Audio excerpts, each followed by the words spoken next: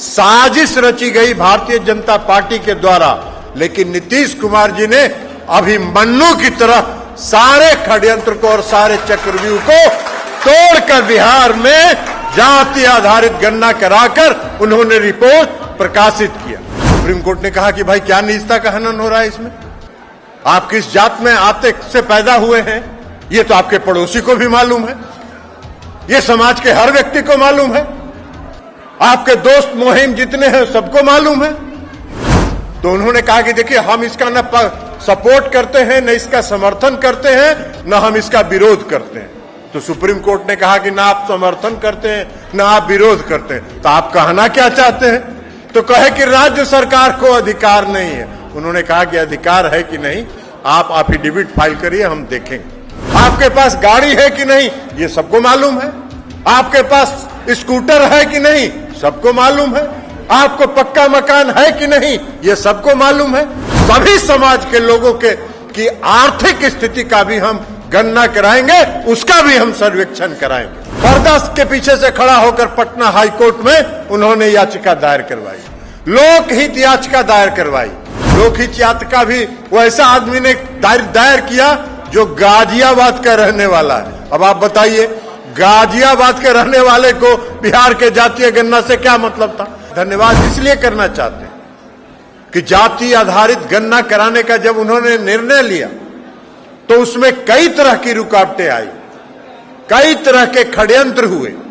Bharatiya Janata party के द्वारा साजिश रची गई भारतीय जनता पार्टी के द्वारा, लेकिन नीतीश कुमार जी ने अभिमन्यु की तरह सारे षड्यंत्र को और सारे चक्रव्यूह को तोड़कर बिहार में जाति आधारित गणना कराकर उन्होंने रिपोर्ट प्रकाशित किया।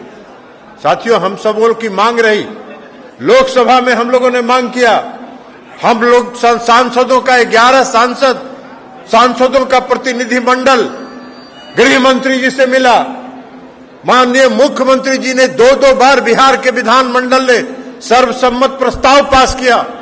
माननीय मुख्यमंत्री जी के नेतृत्व में बिहार के सभी पार्टी के विधायकों पार्टियों का एक प्रतिनिधि मंडल आदरणीय प्रधानमंत्री जी से मिला और सब लोगों ने ये कहा कि 1931 के बाद 1931 अंग्रेजों के समय के बाद आज तक इस देश में जातीय जनगणना नहीं हुई है। एक बार पता लगाना जरूरी है कि कि किस जात के किस समाज के कितने लोग इस देश में हैं, और जब तक ये पता नहीं चलेगा तब तक आप उसके उत्थान की कोई योजना नहीं बना सकते, और जब तक पिछले पंक्ति में खड़े लोगों का उत्थान नहीं होगा तब तक आप विकसित राज्य या विकसित देश का कल्पना नहीं कर सकते। तो नीतीश कुमार जी का और हम सबों की पार्टी का ये मांग रही, शुरू से मांग रही, केंद्र सरकार इसके लिए तैयार नहीं हुई।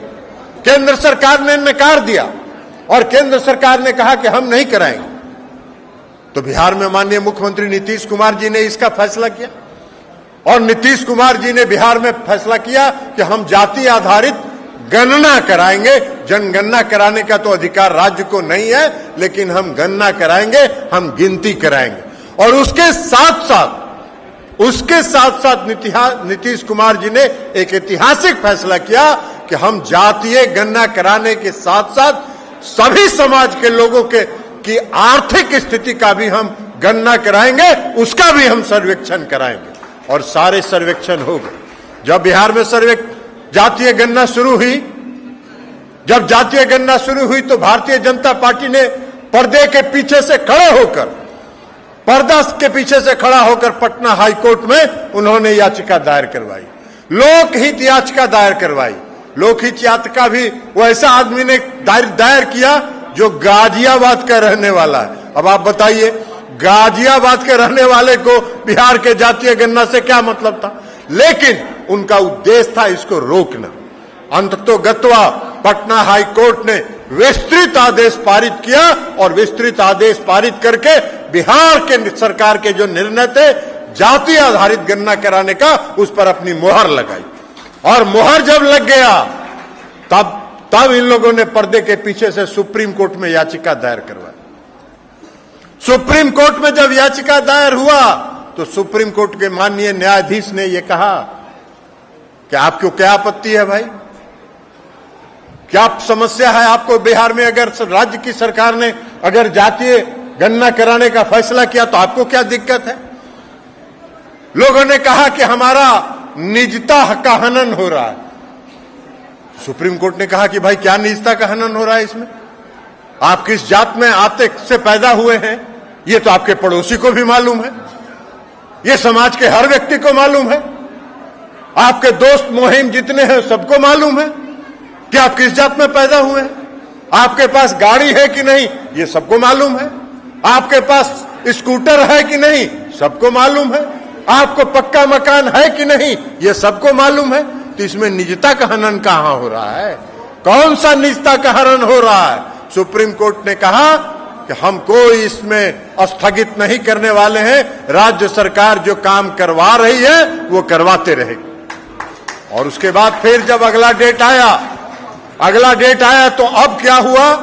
पर्दा के पीछे से तो खेल खेल रहे थे, जब पर्दा के पीछे से खेल सफल नहीं हुआ तो अगले डेट पर भारत सरकार के सॉलिसिटर जनरल खड़ा हो गए सुप्रीम कोर्ट में और उन्होंने कहा कि हमको भी कुछ कहना है। भाई सुप्रीम कोर्ट ने कहा कि आपको क्या कहना है भाई? तो उन्होंने कहा कि देखिए हम इसका न सपोर्ट करते हैं, न इसका समर्थन करते हैं, न हम इसका विरोध करते हैं। तो सुप्रीम कोर्ट ने कहा कि ना आप समर्थन करते हैं ना आप विरोध करते हैं, तो आप कहना क्या चाहते हैं? तो कहे कि राज्य सरकार को अधिकार नहीं है। उन्होंने कहा कि अधिकार है कि नहीं आप एफिडेविट फाइल करिए, हम देखेंगे।